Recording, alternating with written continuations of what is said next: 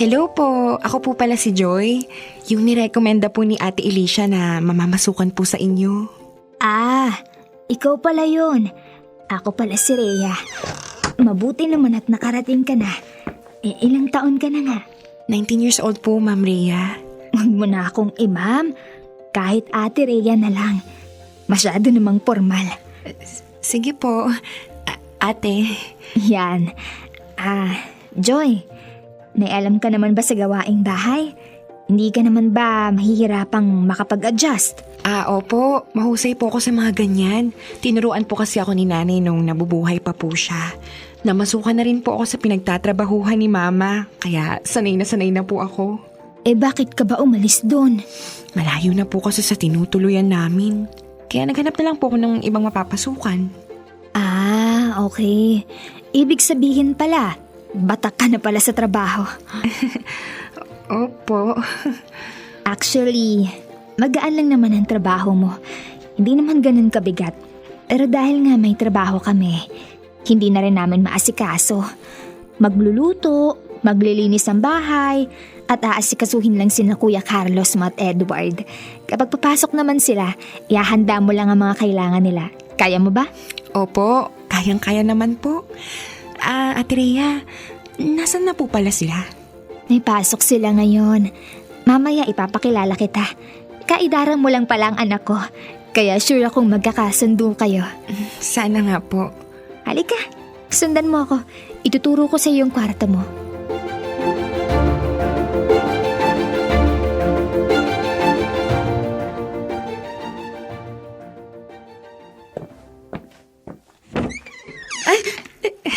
Hello po, kuya. Good morning po. Oh, good morning din. Ikaw si... Joy po. Okay. Ikaw ba yung bagong kasambahay? Opo, kakarating ko lang din po kahapon. Parang ang bata mo pa. Ilang taon ka na? 19 na po ako, kuya. Buti naman at pinayagan ka ng magulang mong magtrabaho sa edad mong yan. Wala na po kasi ako mga magulang. Sa tiyahin na lang po ako nakikitira. Ganun ba? Pasensya ka na at natanong ko pa. Ayos lang po. Nagugutom na po ba kayo? Nagluto po ako ng itlog at hotdog. Ipaghahanda ko na po kayo. Naku, wag na. Hindi talaga ako kumakain ng almusal. Kape lang. Kaya minsan pinagagalitan ako ng ate Rhea mo. Nasaan pala ang ate mo? May pinuntahan lang daw po eh. Hindi po sinabi kung saan. Ganun ba? Siya, ikaw na muna ang bahala dito Magbibihis lang ako. Pasensya ka na at nakatapis lang ako. Ayos lang po yun. Timplahan ko na lang po kayo ng kape at dadalhin ko na lang sa kwarto. Mabuti pa nga. Sige, salamat.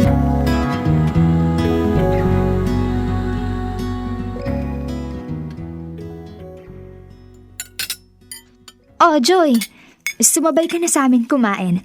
May lechon dito. Ay, hindi na po ate. Okay lang po talaga ako. Mamaya na lang po ako. Huwag ka nang mahiya. Pamilya ka na rin naman. Sige na, umupo ka na. Dito ka na sa tabi ko, Joy. Oo, tama. Diyan ka tumabi kay Edward para naman maging close kayo. Itong si Joy, approve na approve sa akin. Bakit naman? Paano, napakasipag. Masarap pa magtimpla ng kape. Ilang linggo pa lang yan pero napakahusay na agad sa mga gawain. Thank you po kuya. Masaya po akong pagsilbihan kayo. Joy, may boyfriend ka na ba? Wala pa po ate. Hindi pa po sumasagi sa isip ko yung mga ganyang bagay. Aksay lang din po yun sa oras. Sayang naman. Maganda ka pa namang babae. Tiyak maraming magkakagusto sa'yo. 'Di ba, Edward? Ma, ano ba? Nakakaya kay Joy. Ay, sus! Joy, matanong ko lang. Bakit ka nga pala namasukan bilang kasambahay? Para po sana makaipon ako. Makaipon saan? Gusto ko po kasing bumalik sa pag-aaral. Pero mag-iipon po muna ako. Huminto ka? Opo ate. Wala rin naman pong sumusuporta kaya ayun po. Kung ganun pala, Han? Sige. Sumabay ka na lang kay Edward. Ano po? Ang ibig sabihin ng ate mo ay bumalik ka sa pag-aaral. Sayang naman ang sipag at talino mo kung hindi mo gagamitin. Kaya kami nang bahala sa pagpapaaral sa'yo. Talaga po? Oo. Basta hindi mo pababayaan ang trabaho mo rito sa bahay. Ganun pa rin naman, pero isasabay mo ng pag-aaral sa trabaho. Kaya mo ba? Opo, kakayanin ko po. Naku, thank you po talaga ate at kuya. Malaking tulong po ito sa akin. At para makatipid ka at makaipon na rin kahit papano, magsabay na lang kayo ni Edward. Sige po, salamat po ng marami.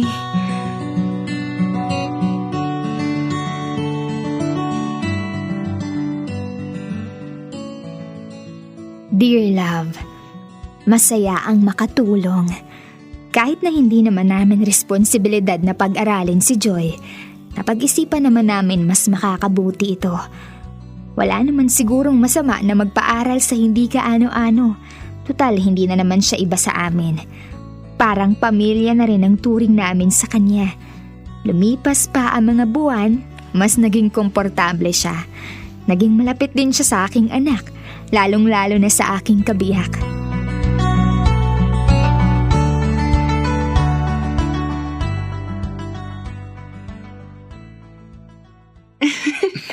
Si kuya talaga? O bakit? Totoo naman ah. Ayusin mo nga yung buhok mo, ang gulo. Oh, anak, bakit hindi ka sumabay sa papa mo mag-agahan? Maraming niluto si Joy, oh. Hindi na po, ma. May tinatapos lang po akong research. Malapit na rin kasing deadline nito. Ganun ba? O sige, ikaw ang bahala.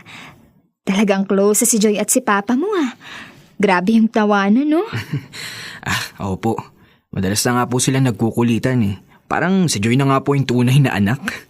Kay papa na nga rin po sumasabay si Joy. Hindi na kayo sabay umuwi? Hindi po ba nasabi sa inyo ni papa? Hindi. Wala namang sinasabi ang papa mo. Matagal na po silang nagkakasabay.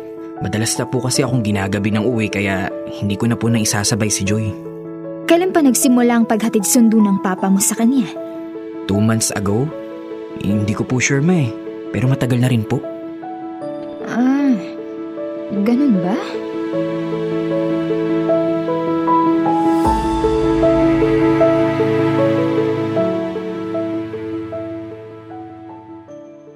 Dapat kasi inaalagaan mo ang balat mo.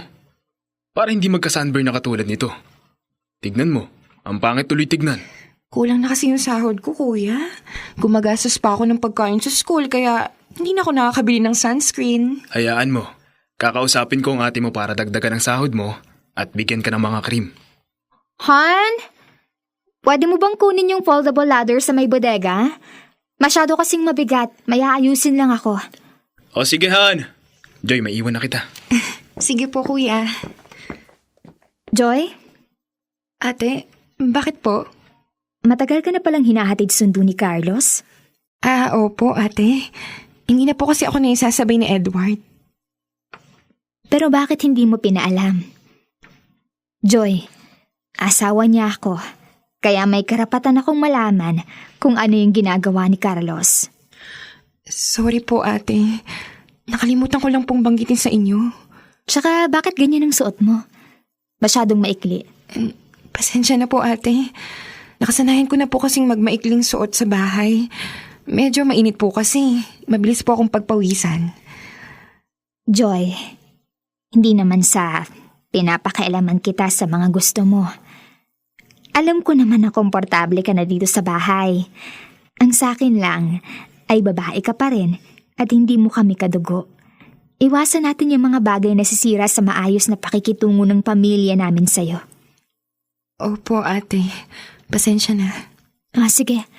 Mag-ready ka na para sa tanghalian natin. Nagugutom na rin ako. Sige po.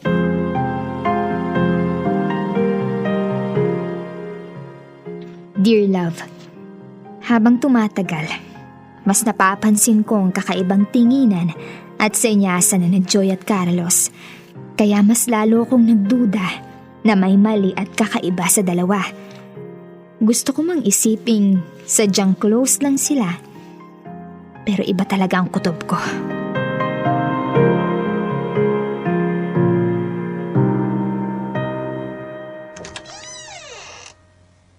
Han, saan ka galing? Bakit gising ka pa? Wala Han, nagpahangin lang sa labas. Nagpahangin? Bakit basa ang buhok mo? Naghilamos din kasi ako, kaya nabasa ang buhok ko. Alauna na. Oo, hindi ko na napansin. Pasensya na. Hindi kasi ako makatulog. Tara na, magpahinga na tayo. Kuya? Sandali. Kuya? Kuya? Ako na. Matulog ka na. Oh, Joy. Bakit? Si kuya po. Natutulog na. Bakit? Yung cellphone po kasi ni kuya. Naiwan niya lang po. Naiwan? Akala ko nagpahangin siya. Tsaka bakit gising ka pa? Naligo lang ako, ate. Sige po, matutulog na rin po ako. Pasabi na lang po kay kuya. Han, tara na. Patulog na tayo.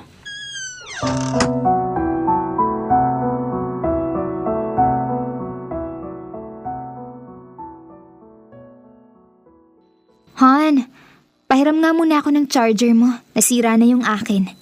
Ay, naiwan ko sa kotse, Han. Kunin mo na lang. Sige, salamat.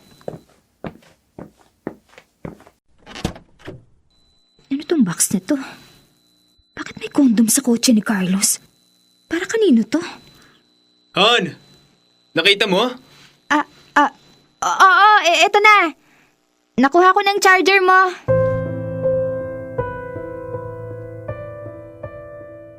Nasaan na ba yun?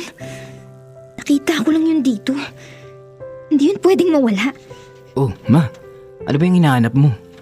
Kanina ka pa dyan sa kotse ni Papa. Basta nandito lang yan. Nalagay lang yun dito. Ano ba kasing hinahanap mo, ma? Sabihin mo para matulungan kita. Yung isang box ng kondom. Box ng ano? Oo. May nakita akong isang box ng kondom sa kotse ng papa mo kanina. Kaya tulungan mo kong hanapin kung nasaan yun. Bakit naman gagamit si Papa ng kondom? Aanihin niya naman yun. Hindi ko alam. Kaya tulungan mo lang akong makita yun. Nang malaman kung ano bang tinatago ng papa mo sa atin.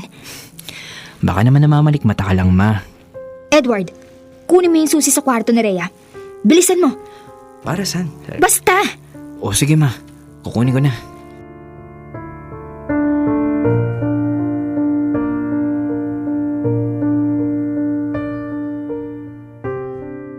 Sigurado na ako nandito yun sa kwarto ni Rhea. Nasaan na yun? Sinasabi ko na nga ba? May tinatago sila sa atin. Hindi ko maintindihan, ma. Ano bang tinatago? Ate, anong ginagawa mo sa kwarto ko? Bakit mahawak yan? Mag-usap tayo. Aray! Ate, sandali! Han! Anong nangyayari? Diyan ka lang.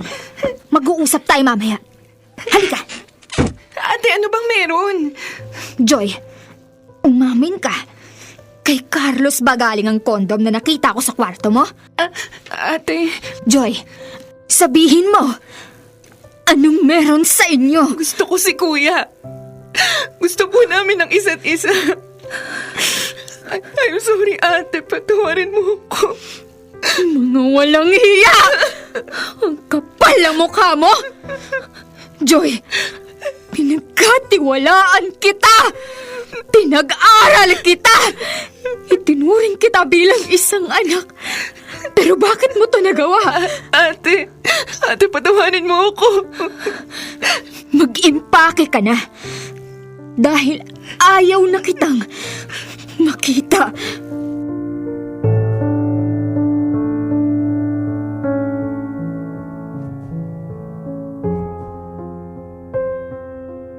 Dear love, dapat pa ba akong maniwala sa mga sinasabi sa akin ni Carlos? Dapat pa ba akong magpatawad para maisalba ang nalamatan naming pagsasama? Ano bang dapat kong gawin? Ikaw na nakikinig sa akin ngayon. Huwag ka bastang magtitiwala.